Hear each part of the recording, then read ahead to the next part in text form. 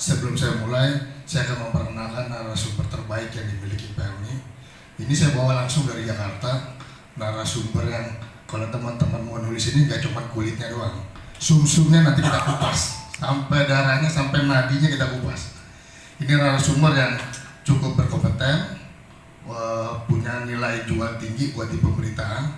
Mungkin teman-teman sebagian sudah pernah melihat wajah sosok yang baju orange. Wajah sosok baju orange ini udah melalang buana, sudah ada di semua TV ya. Cuman TV yang analog yang dimatikan, yang digital ya. Sebelumnya saya perkenalkan dulu, yang berbaju kuning adalah Direktur Usaha Penumpang PT PLNI, Pak Yaya Kunchoro. Beliau putra terbaik yang dimiliki PLNI. Sebelum menjadi Direktur Usaha Penumpang, beliau pernah menjabat Direktur Usaha Angkutan Barang dan Tol Laut. Nah, sebelum menjadi direktur, beliau kepala corporate secretary. Makanya mukanya tidak lagi diragukan. Ya, itu yang beliau adalah direktur. Sebelah kanan saya adalah putra terbaik juga PLNI, melalang buana di seluruh kantor cabang PLNI. Mulai dari Manokwari, Jayapura, Ternate, kemudian Surabaya. Beliau adalah Bapak Presiden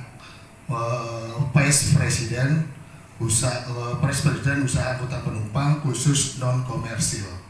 Beliau yang bertanggung jawab mengenai tiket penumpang, yang tidak bertiket pun beliau bertanggung jawab.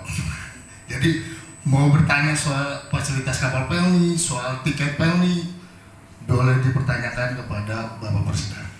Yang paling ujung, yang berseragam PLNI adalah putra terbaik dimiliki PLNI juga. Beliau adalah Kepala Cabang Tanjung Pinang. Kepala Tanjung Pinang, beliau juga punya peran penting. Sebelum di Tanjung Pinang pernah jadi Kepala Cabang di Bima, dan terakhir itu Kepala Cabang di Bali. Beliau punya peran penting di pergelaran internasional, yaitu sirkuit Mandalika, bekerjasama dengan cabangnya Lombok. Nah, beliau menghadirkan kapal kelut yang ada di Batam dilarikan ke Lombok untuk menjadi hotel terapung di Mandalika. Sebelumnya kita tepuk tangan buat narasumber. Mas Aryo sudah banyak membantu. Jadi kalau teman-teman butuh informasi mengenai Tanjung Pinang, kalau Pak Kacap sibuk bisa melalui ke Pak Aryo di Kepala Operasi Tanjung Pinang. Oke, sebelum kita mulai, saya cuma mau menyampaikan hal yang menarik program Nataru PLNI di 2022 dan juga tahun baru di 2023. Teman-teman bisa mengupas program dari strategi bisnis yang akan dilakukan PLNI. Apa aja sih yang akan dilakukan oleh Pak Yaya sebagai penanggung jawab, sebagai Direktur Usaha Angkutan Penumpang. Beliau punya terobosan. Kenapa sih kita milih Pinang? Nah, ini satu hal yang menarik. Nataru itu kapal PLNI, 26 kapal PLNI yang tersebar dari Sabang sampai Merauke. Nataru lebih banyak ada di daerah timur, di Ambon, Jayapura dan sebagainya. Nah, kita memilih Pinang karena Tanjung Pinang suatu hal yang penuh sejarah, familiar dengan kapal Bukit Raya. Karena Bukit Raya banyak dikenal banget di Tanjung Pinang, sehingga ini menjadi hal yang unik untuk kita kupas. Kenapa? Karena di tahun ini ada 2 kapal PLNI yang menjadi primadona di tahun 2022. Nanti akan disampaikan oleh Pak Yaya. Salah satunya adalah Bukit Raya. Di Batam kita punya kapal PLNI yang sangat seksi sekali, namanya kapal kelut. Nah, semua kapal PLNI bernama gunung. Kapal Lawit, Gunung Dempo, Dororonda, Dobonsolo ada. Yang ada cuma satu, Gunung Sahari belum ada. Mungkin itu dari saya, nanti akan dikupas dari Pak Yaya. Strategi apa sih Pak yang dilakukan di tahun 2022 untuk Natal dan Tahun Baru, dan targetnya apa di tahun-tahun berikutnya? Mungkin Pak Yaya akan memberikan gambaran sedikit untuk teman-teman media biar bisa mengupaskan lebih dalam lagi. Kalau yang masih muda, tapi saya nggak kalah muda gitu. Baik, Assalamualaikum warahmatullahi wabarakatuh. Waalaikumsalam. Selamat siang dan salam sejahtera buat kita semuanya. Terima kasih atas kehadiran teman-teman wartawan yang menyempatkan hadir untuk pertemuan kali ini. Gitu ya. Alhamdulillah, pertama pasti puji syukur kepada Allah Subhanahu Wa Taala kesempatan pagi pada siang hari ini. Tuhan yang maha baik, maha esa yang mengumpulkan kita dengan takdirnya yang selalu kita diberikan kesehatan dan kebahagiaan yang paling penting. Kemudian yang berikutnya adalah kondisi yang saat ini untuk PT PLN sendiri.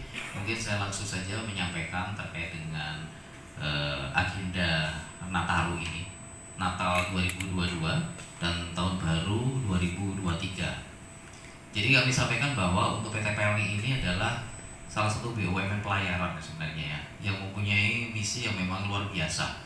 Kita ini mayoritas adalah penugasan. Itu yang mungkin bisa kami sampaikan terlebih dahulu. Artinya adalah aksesibilitas dan konektivitas antar pulau arsipelago ini selalu kita jaga dengan adanya pelayaran yang ada di kita. Nah, PT PLN ini memiliki sebenarnya ada 2 jenis kapal ya. Yang pertama kapal penumpang, kemudian yang kedua adalah kapal barang. Nah, kalau kapal penumpang sendiri yang sekarang ini yang saya handle itu ada 2 jenis penugasan.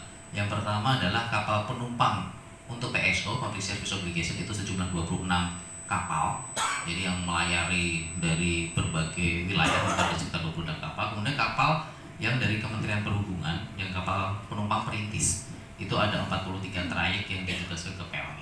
Nah, ini menghubungkan ke tidak hanya kota-kota besar, tapi ke wilayah 3TP ya, termasuk salah satunya adalah ke arah, nanti kami sampaikan kenapa Tanjung Pinang sebagai salah satu bagian yang penting, karena dia adalah menghubungkan ke Pulau 7 yang ke arah Natuna dan ke atas gitu.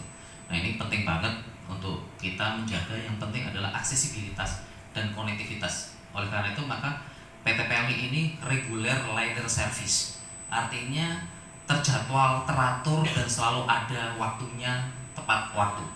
Dan inilah yang kenapa fungsi dari PLN itu adalah adanya transportasi ini menimbulkan perdagangan. Jadi trade follow the ship. Artinya adalah perdagangan akan muncul ketika pelayaran itu ada. Beda dengan yang perusahaan mungkin yang swasta itu kan sudah ada perdagangan dulu baru pelayaran muncul. Jadi kalau mereka selalu bicara adalah ship follow the trade. Jadi ada perdagangan dulu baru transportasi ada. Tapi kalau PLN ini membuka perintis maupun public service obligation. Jadi ini sebagai basic dasar. Nah, salah satu yang kami lakukan itu adalah bagaimana melayani kondisi-kondisi yang anormal atau tidak normal. Kondisi nggak normal itu adalah salah satunya ini Natal dan Tahun Baru ini. Karena pada kondisi ini adalah kondisi di mana masyarakat ada euforia, euforia yang berbeda dengan hari-hari yang lainnya. Euforia yang berbeda ini yaitu adalah pasti mereka pada waktu ini mau merayakan, mau pulang kampung ya kan, dengan keluarga setelah mereka bekerja kemudian kembali ke rumah. Nah, ini yang harus kita jaga, aksesibilitas dan konektivitas. Untuk itu maka PT PLN salah satu BUMN, kami harus membuat perencanaan atau planning dulu agar bisa lancar pelaksanaannya. Planning itu 60% keberhasilan. Oleh karena itu maka kita buat perencanaan. Perencanaan apa? Yang pertama adalah kita selalu menyampaikan bahwa kita harus membuat jadwal schedule di mana peak season Nataru itu terjadi. Nah, karena kapal PLN ini relatif lebih panjang jadwalnya, maka kita selalu di awal kita tetapkan tanggal 11 Desember 2022 sampai 8 Januari 2023. Kalau dari Kementerian Perhubungan kan mulainya 18 Desember, tapi kita 7 hari lebih awal karena kita mengantisipasi bahwa di dalam pelayaran itu pasti akan lebih panjang. Itu yang pertama kita tentukan adalah waktunya dulu, sehingga dengan perencanaan waktu kita akan bisa fokus ke sana. Kemudian yang kedua adalah pelayaran ini kita MO regulation, sehingga safety and secure itu adalah first. Jadi keselamatan dan keamanan itu paling utama bagi pelayaran. Itu yang paling utama. Sehingga apa? Ketika kita tahu masa peak seasonnya tanggal 11 Desember sampai 8 Januari 2023, maka kita akan menjalani bahwa kapal penumpang itu kan selalu setiap tahun itu docking. Nah, dock ini kita lakukan sebelum dilakukannya agenda Nataru ini. Jadi kalau ada kapal-kapal yang sertifikasinya habis di Desember harus docking, itu kita majukan. Jadi pada saat sebelum tanggal 11 itu semua kapal sudah dock, sehingga itu menjamin terjadinya kelaikan lautan kapal. Itu paling penting bagi kami. Jadi dari PLN makanya kita selalu bicara safety sekarang dan secure first. Ya, safety itu dari sisi alat-alat produksi kita, kapal kita, berarti layak laut. Yang kedua alat-alat keselamatan. Alat-alat keselamatan kita sudah teruji. Alat-alat keselamatan kita adalah alat-alat keselamatan yang EMO regulation, karena kita ada bagian di internalnya PL itu DPA namanya. DPA itu adalah mengeses terkait dengan audit terkait alat keselamatan. Nah, setiap kali kapal itu dock itu ketika perpanjangan sertifikat itu ada sertifikasi dari BKI, sehingga dipastikan alat-alat keselamatan kita, kelayakan dari kapal kita adalah layak untuk beroperasi. Itu yang paling utama. Nah, kemudian yang kedua adalah sekarang ini masih masalah di samping alat produksi adalah dari orangnya, penumpangnya. Karena kita tetap mengacu ke protokol kesehatan ya. Walaupun sekarang ini kondisi sudah mendekati endemik ya. Tapi kita tetap mengacu SE 83 tahun 2022 dari Kementerian Perhubungan. Kita tetap adanya protokol kesehatan di mana di atas kapal kita tetap mengingatkan untuk menjaga cuci tangan dan seterusnya, jaga jarak dan seterusnya. Kalau tidak penting ya kita tetap berada di deck itu dan seterusnya. Di samping itu kita ada fasilitas di situ adalah tempat untuk kesehatan. Jadi ada obat-obatan di atas kapal, ada dokter, ada mantri, kemudian ada kamar tersendiri untuk isolasi kalau ada yang punya gejala. Jadi kita di atas kapal ada untuk ruang untuk kesehatan. Itu untuk menjamin terjadinya tadi secure ya, secure dari arti orangnya kita jaga di situ. Kemudian di situ juga kita ada pengamanan 24x7. Jadi selalu kita mengingatkan muter terus yang satpam di situ. Itu yang paling penting dari sisi safety dan secure. Kemudian yang ketiga yang kita lakukan adalah kita memprediksi ruas-ruas mana yang padat penumpangnya. Ketika kita tahu ruas mana yang padat, maka akan kita lakukan apa? Yang pertama adalah kita minta dispensasi dari Kementerian Perhubungan, artinya penambahan jumlah seat yang tersedia. Ya rata-rata kan 30% sampai 60%. Itu kita minta untuk dispensasi karena pasti akan ada lonjakan penumpang ya. Pasti itu yang kita inginkan, semuanya kan bisa kita akomodir ya. Dengan alat keselamatan yang pasti jauh lebih banyak, kita sampai 3-4 kalinya dari jumlah penumpang yang diangkut. Kemudian setelah ada itu dari kapal melakukan ini dan alhamdulillah sudah ada dispensasi yang diberikan buat PLI ya secara seat tambahan.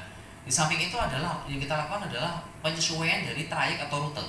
Jadi penyesuaian trayek atau rute itu yang kondisi padat itu frekuensi kita tambah.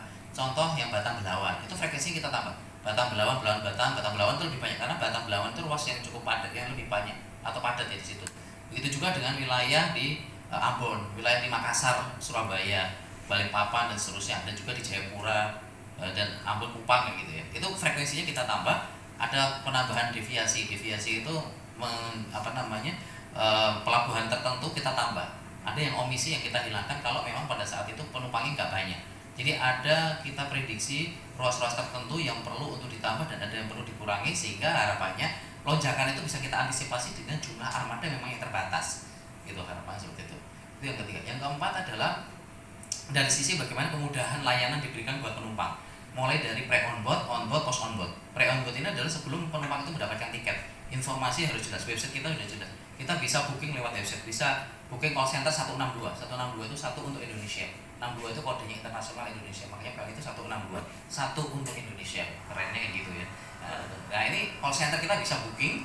Kemudian setelah itu kita bisa dengan menggunakan Bank BRI dan BNI sekarang itu sudah bisa untuk reservasinya. On progress reservasi di website ya, masih on progress, ini masih di dalam tim IT kita melakukan. Tapi kita channeling dengan Indomaret, Alfamart, kemudian dengan travel kita sudah melakukan kerjasama untuk memperluas channel penjualan dan juga pembayarannya. Dari sisi tiketing kita mempermudah. Kemudian dari onboardnya, di atas kapal saat ini layanan yang kita berikan adalah sesuai dengan standar pelayanan minimum yang dicantumkan oleh kementerian.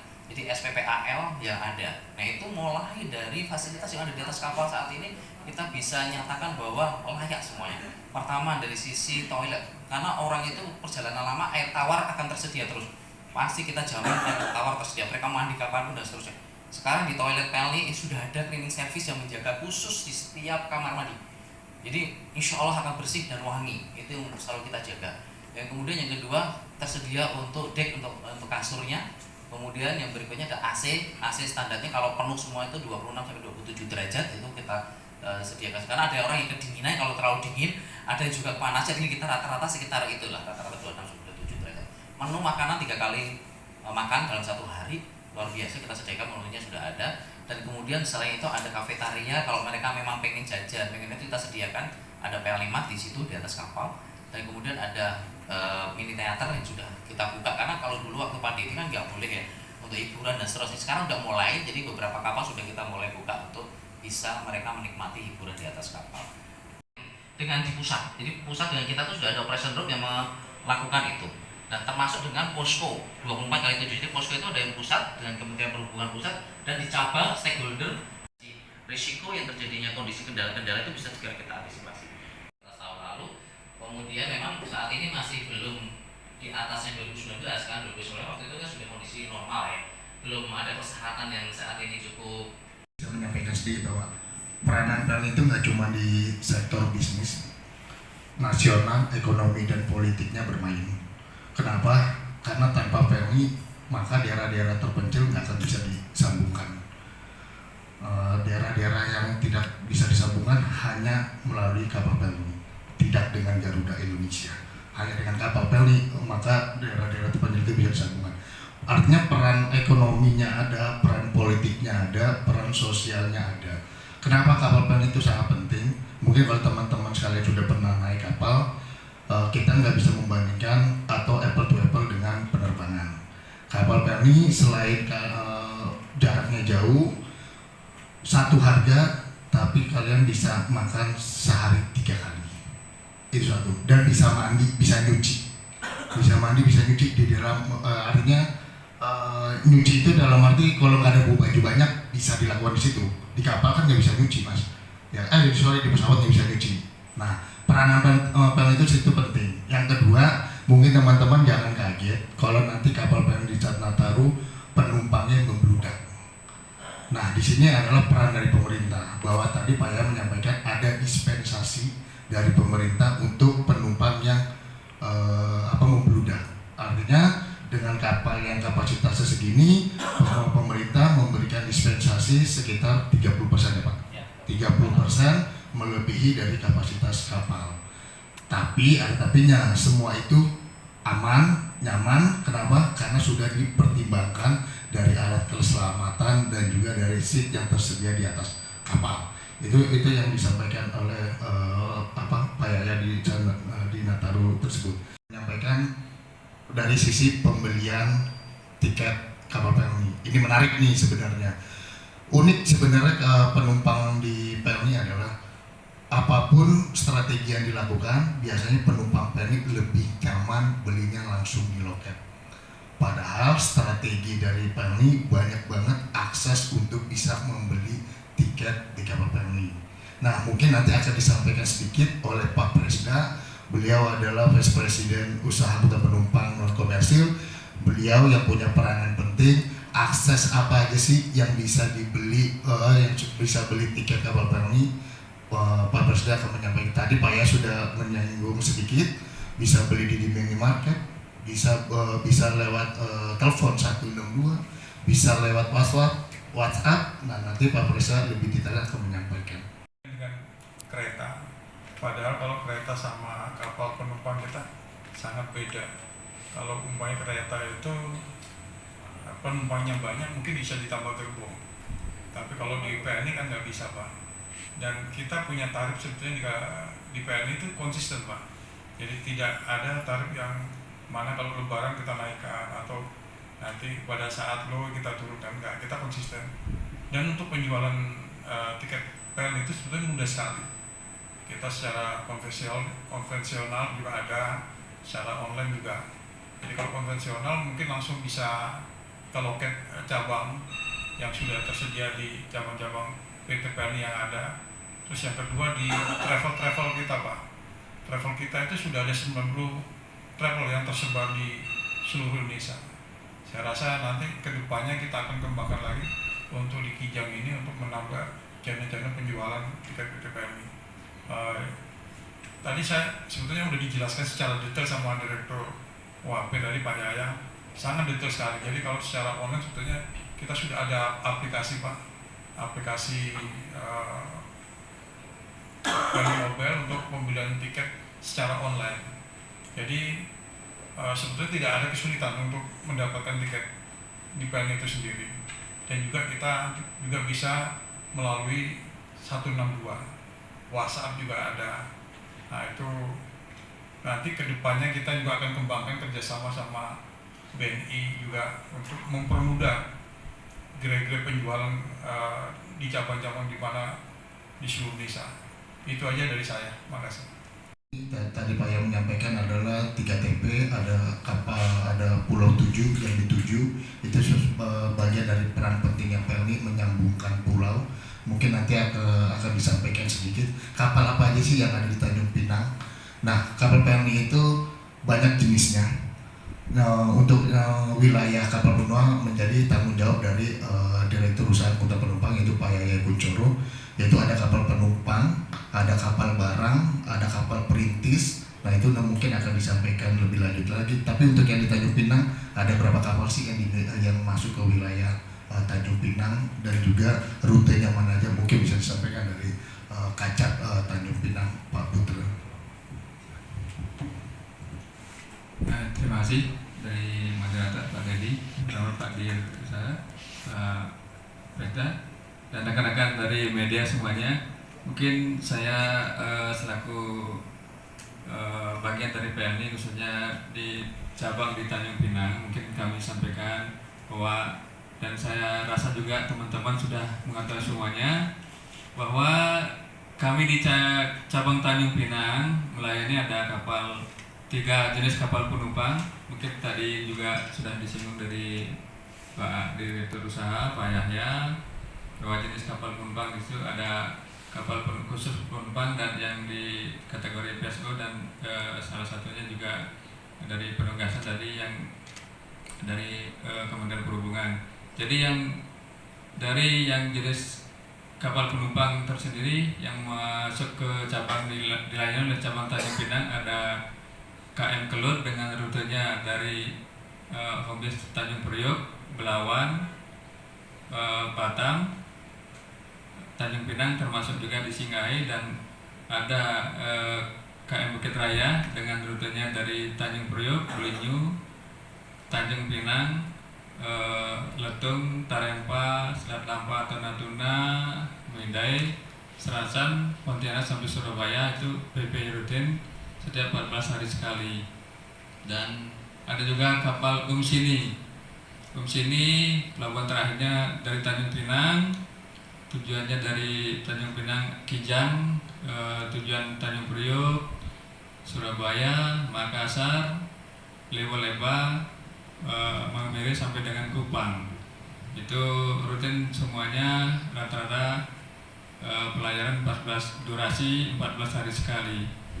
Di samping itu juga ada dukungan dari yang ditugaskan di Tanjung Pinang juga, ada 3 kapal perintis yang kompisnya 2 di Tanjung Pinang, yaitu kalau KM Sabuk Nusantara 83 dan 48, dan 1 juga kombis di Kijang, yaitu Sabuk Nusantara 80. Rata-rata perhitungan harian pelayarannya, durasinya dengan 10 hari sekali. Mungkin itu yang kami dapat sampaikan. Tadi sudah banyak juga disampaikan oleh Pak Direktur Usaha untuk menyampaikan detail-detail. Mungkin itu 1.000 sama 500, dan 3.000 kita punya Labu Bar paling besar, yang 2.000 termasuk Kelut dan sebagainya. Bukit Raya ada di kapasitas 1.000. Mungkin nanti sebelum dibuka tanya jawab, Pak Yai mungkin akan menyampaikan strategi bisnis PLNI di 2003 seperti apa sih. Mungkin teman-teman akan dikupas lagi nanti untuk tanya jawab. Tadi hal yang menarik sebenarnya adalah yang disampaikan Pak Presda. Kapal PLNI tidak pernah menaikkan harga tarif yang berbeda dengan kereta api. Jadi ada, atau pesawat ada batas atas ada batas bawah. Kapal PLNI flat, harga yang ditentukan oleh pemerintah. Jadi makannya tetap dapat 1 hari 3 kali, nggak dikurangin. Bayarnya 1, perjalanannya 5 hari, sehari dapat 3 kali makan. Nggak cuma makannya mas, dapat snack juga, dapat susu juga, bisa mandi juga, bisa ngeliat view juga. Nah berenang boleh pakai tali aja ya, nanti kita ditarik gitu. Nah mungkin sebelum dibuka Pak ya mungkin akan menyampaikan ada hal yang unik, strategi apa sih yang akan dilakukan di 2003.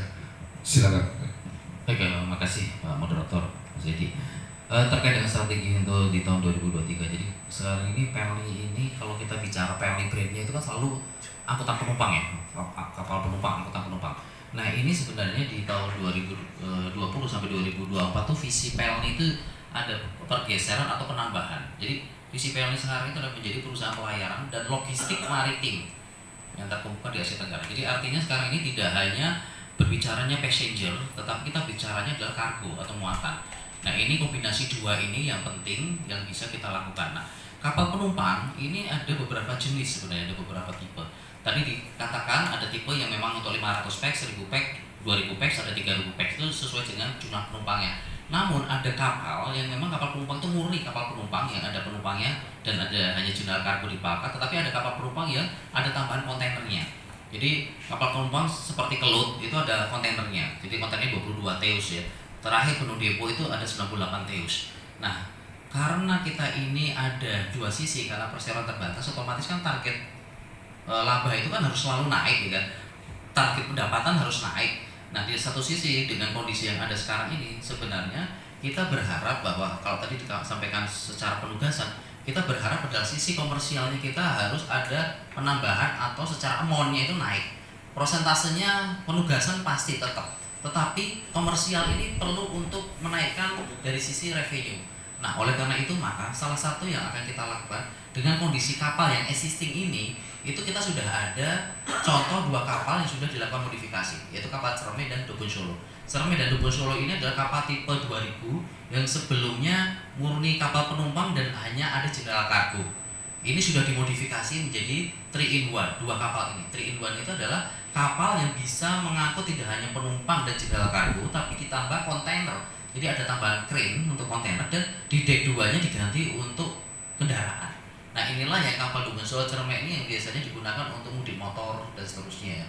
Nah tahun 2023 ini akan ada satu kapal yang akan dilakukan modifikasi yang sama dengan Cerme dan Dubun Solo, yaitu kapal Lambelu yang akan kita lakukan modifikasi itu. Jadi kapal itu sama, modelnya sister ship. Jadi sister ship hampir-hampir sama ya modelnya.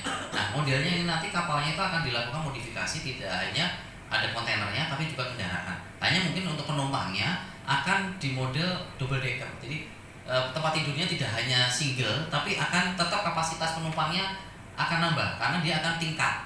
Ya seperti kapal Kelut ya. Kapal Kelut kalau sudah pernah lihat itu ada yang tingkat. Jadi modelnya double decker sehingga kapasitas penumpang tetap kita akan jaga. Tapi ada tambahannya untuk kendaraan dan juga untuk kontainer karena ini kita harus berbicaranya bisnis juga. Selain penugasan kan otomatis kita tetap harus bicara bisnis karena perseroan terbatas. Jadi itu yang salah satu modifikasi kapal yang kita lakukan, kapal Lambelu yang kita lakukan. Kemudian yang berikutnya adalah kita berbicaranya tadi bukan hanya perusahaan pelayaran tapi logistik maritim. Artinya kalau kita bicara logistik berarti angkutan barang ini penting untuk dilakukan. Nah, salah satu yang nanti di 2023 ini kita akan memperbanyak atau memperbesar kapasitas dari kendaraan tadi ya, salah satunya dengan existing akan ada proses pengadaan kapal Roro. Jadi kapal Roro ini adalah kapal roll on roll off yang bisa digunakan untuk mengangkut kendaraan. Modelnya kalau kapal penumpang kalau Pelni ini kan pelayaran. Jadi nanti model kapal Roro-nya adalah LDF, long distance ferry. Kalau long distance ferry itu otomatis dia memang antar pulau yang jaraknya cukup jauh, GT-nya cukup besar. Ini sudah dikaji dalam proses kaji kita dengan tim ITS untuk mengkaji terkait ini, sehingga nanti harapannya akan ada penambahan armada untuk dari sisi komersialnya. Jadi bukan hanya yang tadi sifatnya trade follow the ship yang tadi perdagangan muncul ketika ada pelayaran, tapi kita berharap juga komersial juga ship follow the trade-nya. Karena kita lihat antar pulau ini butuh angkutan untuk percepatan ya, untuk kendaraan dengan truk yang sudah ada muatan itu kalau lebih cepat. Nah itu dengan kapal jenis Roro. Jadi kapal Roro kemudian ada modifikasi 3-in-1 tadi, satu kapal yang kita lakukan. Plus sedang dalam kajian juga kita akan menambah dan juga meremajakan kapal-kapal kita yang sudah ada usianya heritage ya. Saya nggak mau bilang tua, heritage ya. Jadi artinya adalah saat ini karena kapal kita ini kan didoping setiap tahun sekali, otomatis sebenarnya umur ekonomisnya kapal itu kan tetap terjaga ya, kondisinya tetap terjaga, tapi kita tetap akan menambah dari sisi nanti insya Allah kita lagi ngajukan salah satunya untuk PMN penanaman modal negara itu tahun di 2024 ya, dan rencananya di tahun 2024 dan sedang dikaji saat ini, dan juga dari nilai penyusutan dari punya kapal kita untuk pengadaan kapal penumpang. Jadi harapannya nanti ya di 2023 nanti akan ada modifikasi kapal, kemudian ada kapal ro-ro. Selain itu nanti akan ada kapal jenis barang ya, tongkang dan seterusnya untuk menambah logistik maritimnya. Nanti tahun 2024 akan ada penambahan dari kapal jenis kapal penumpang, sedang dalam kajian untuk non-progres. Mungkin itu strategi dari sisi alat produksi ya, karena alat produksi ini yang harapannya kita tambah. Namun demikian ada juga yang kita lakukan selain kondisi alat produksi, sebenarnya kita memanfaatkan di atas kapal. Jadi kapal ini kalau dulu hanya sebagai alat untuk memindahkan satu tempat ke tempat lain. Kalau transportasi kan tank utility sama place utility. Fungsinya adalah dari sisi waktu dan dari sisi tempat, hanya memindahkan. Tapi sekarang kapal pelni, salah satunya kapal kolot itu dipakai untuk lifestyle business, dipakai untuk MICE, meeting, scientific, convention dan exhibition. Jadi dipakainya bukan hanya untuk memindahkan, tapi gimana di situ dipakai untuk aktivitas. Salah satunya meeting di atas kapal. Itu sudah banyak dilakukan meeting di atas kapal. Salah satunya dari Kementerian Keuangan, dari DJR itu sudah menggunakan kapal dari Priok sampai Batam untuk meeting di atas kapal. Meeting di atas kapal di Pelni dengan menggunakan kapal kalau itu efektif sekali. Karena apa? Orang itu nggak bisa kemana-mana. Di atas kapal mau kemana? Ke laut. Kalau di hotel gini di sini udah pergi aja malam ya kan? Ya dunia malam ya, pergi kemana. Tapi kalau kapal nggak bisa kemana-mana, udah pasti langsung hasilnya jadi. 2 hari pelayaran selesai rapat itu. Salah satu kemarin tuh dari Kementerian Keuangan sudah menggunakan kita untuk ke sana. Banyak lagi, ada studi on board. Kita dengan SCIP, dengan perusahaan dengan pelayaran sekarang ini mereka studi on board. Jadi di atas kapal mereka turun di atas kapal langsung aktivitas melakukan kerja praktek seperti itu di atas kapal, studi on board. Kemudian ibu-ibu arisan di atas kapal juga itu sudah selfie dan seterusnya. Nah sekarang kita sudah memanfaatkan untuk lifestyle bisnis untuk di atas kapal. Gitu Mas Yudi. Kalau kita lihat dari sisi posisi high seasonnya itu adalah di tanggal-tanggal 18-19 kemarin itu posisi high seasonnya perjalanan karena dia sekitar 3 harian. Rata-rata kalau perjalanan itu 2-3 hari. Sehingga pas waktunya pada saat sekarang ini puncak-puncaknya ke arah libur Natal seperti itu. Nanti kalau baliknya biasanya lebih panjang lagi karena dia agak lama dengan adanya tahun baru. Jadi biasanya itu adalah setelah 7 sampai 14 hari. Jadi tanggal 7 atau tanggal 8 itu biasanya peaknya pada saat nanti tahun baru, pas baliknya seperti itu. Kalau nanti detail total dari waktu ini sekitar 451.000 yang diangkut secara total dari 11 Desember sampai 8 Januari 2023. Itu sekitar 451.000 penumpang yang kita angkut dengan 26 kapal penumpang dan 43 kapal perintis. Nanti detail per itunya ada, detail nanti kita akan sampaikan, termasuk nanti 10 ruas terbanyaknya datanya akan kita sampaikan aja biar pas nanti angkanya. Terima kasih. Dari pusat memberikan tambahan sebagai menteri biasa satu kapal, yaitu kapal bantuan KM Durolona dengan rutenya dari Tanjung Priok, Batam, Belawan, Batam, Kinjang, Tanjung Priok, Surabaya, Makassar, dan kembali lagi ke rute regulernya. Dan untuk rute dari Tanjung Pinang biasanya mendekati Nataru ini kebanyakan dari Kinjang sampai dengan tujuan NTT, dan yang baru kita layani tadi rute dari pulau-pulau tujuannya sampai dengan Kinjang yang ramai sementara saat ini.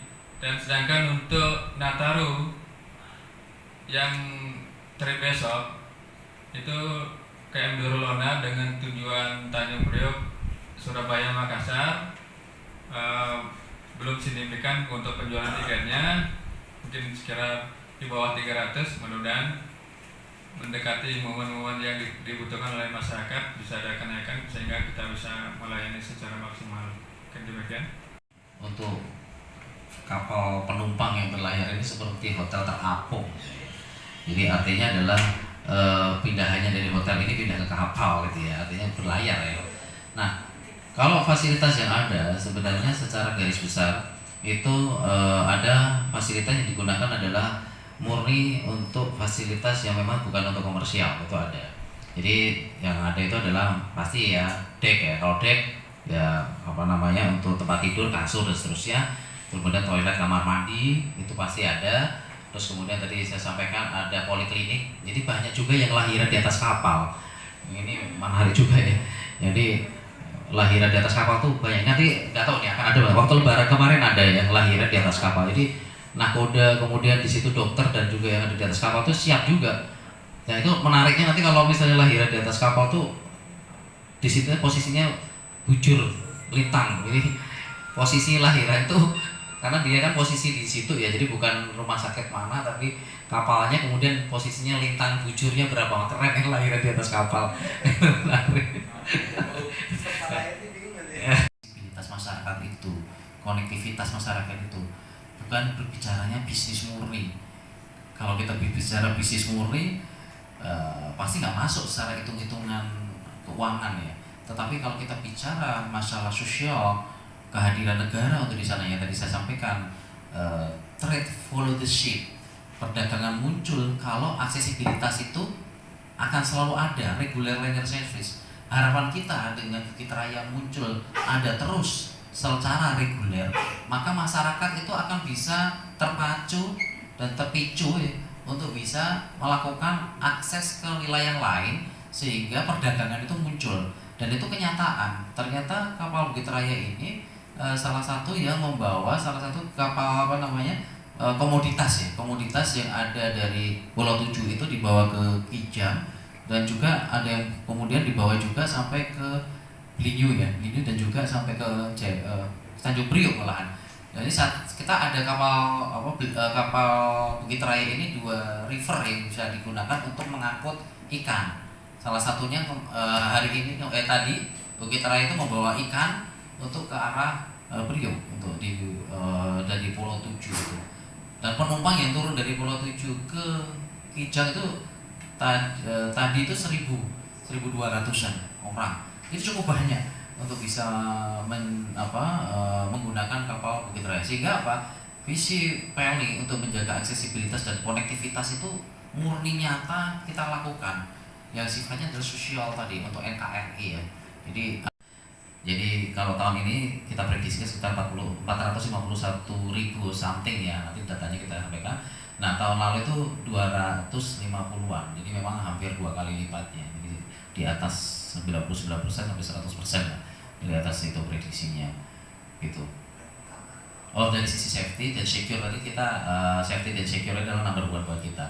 Jadi artinya adalah di atas kapal itu tidak sendiri dia, terhubung dengan operation room yang ada di kantor pusat. Jadi termonitor secara online dengan kantor pusat kita. Jadi kita tahu keberadaan kapal. Itu untuk menjaga kapal itu akan tetap safety dan secure. Yang kedua, untuk penempatan dari barang-barang bagasi penumpang pun itu mereka ada di locker. Kita sekarang itu bagasi penumpang itu menyesuaikan dengan locker yang ada di atas kapal itu sendiri. Jadi bisa ditaruh di sana. Kemudian pengamanan kita 24/7. Jadi satpam di atas kapal itu ada 3 shift yang di atas kapal. Plus sekarang itu kita nambah bantuan dari marinir. Jadi di atas kapal sekarang ini kita ada bantuan dengan TNI AL untuk membantu selama Nataru ini dengan harapan biar menjaga keamanan dan juga kenyamanan dari penumpang yang di atas kapal, termasuk CCTV.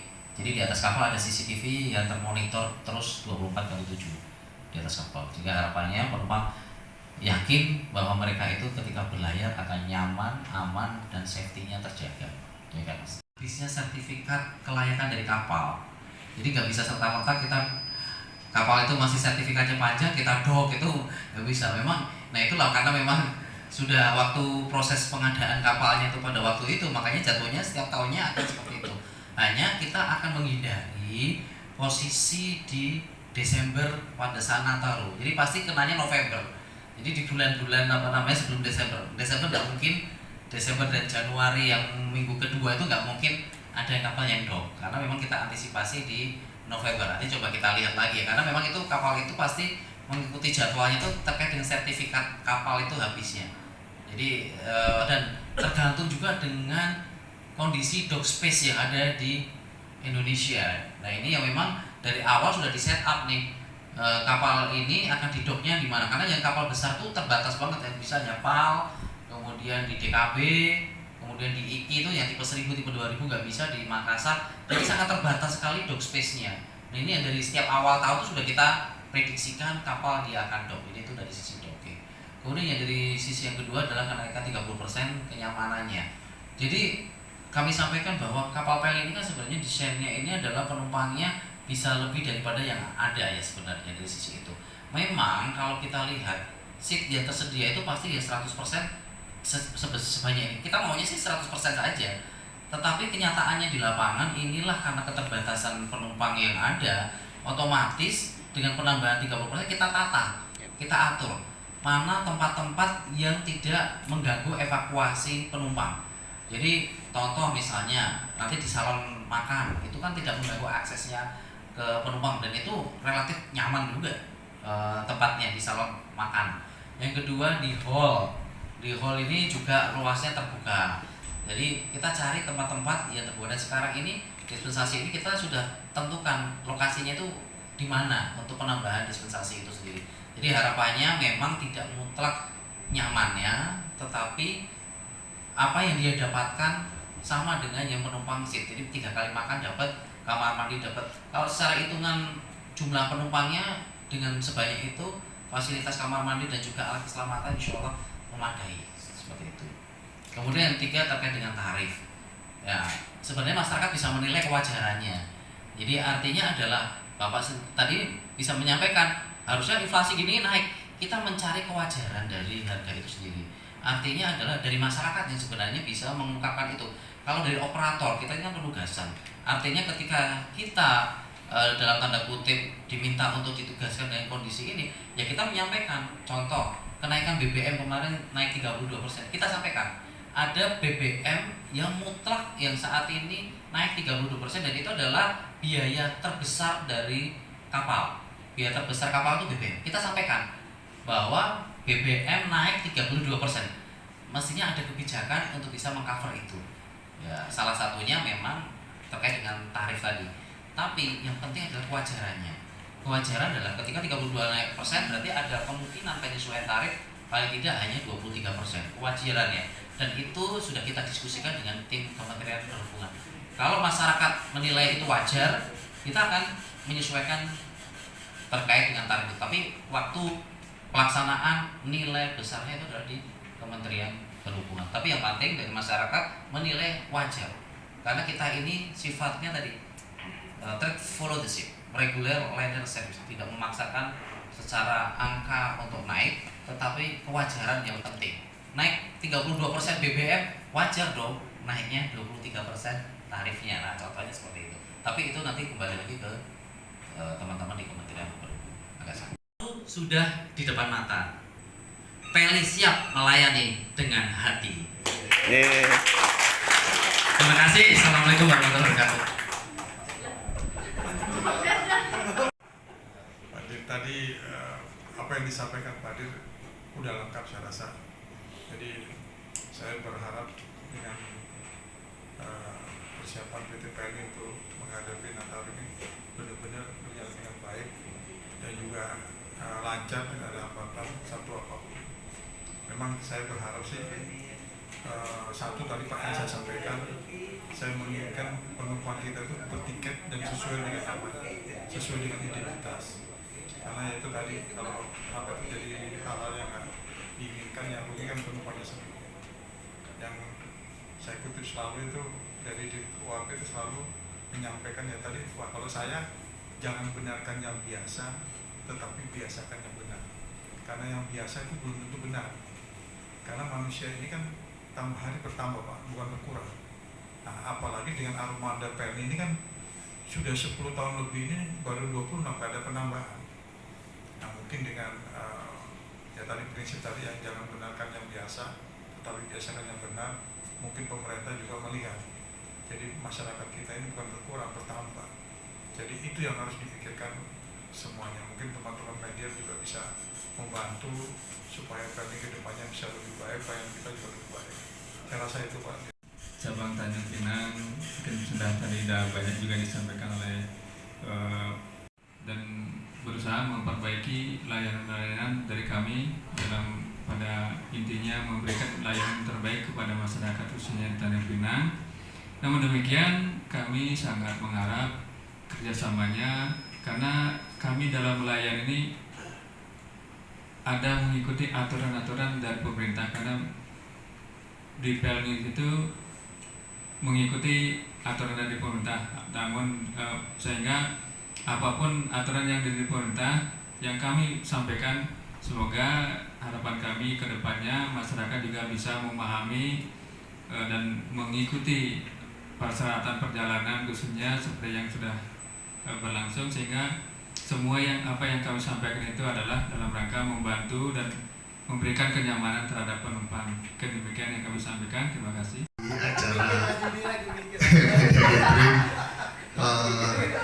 saya nggak punya pantun, cuman saya ucapkan terima kasih dan salam hormat buat teman-teman jurnalis, dan juga terima kasih buat Pak Kaops Tanjung Pinang dan juga manajer non komersil. Halo Mbak Astri dan Pak Kaops, terima kasih, dan juga Mbak Uci, terima kasih yang sudah memfasilitasi ini semua.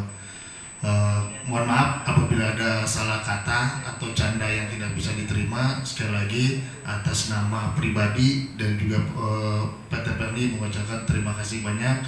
Teman-teman sudah mensupport Pelni dari sisi pemberitaan. Kami kritik Pelni secara dalam, kami akan perbaiki juga secara baik.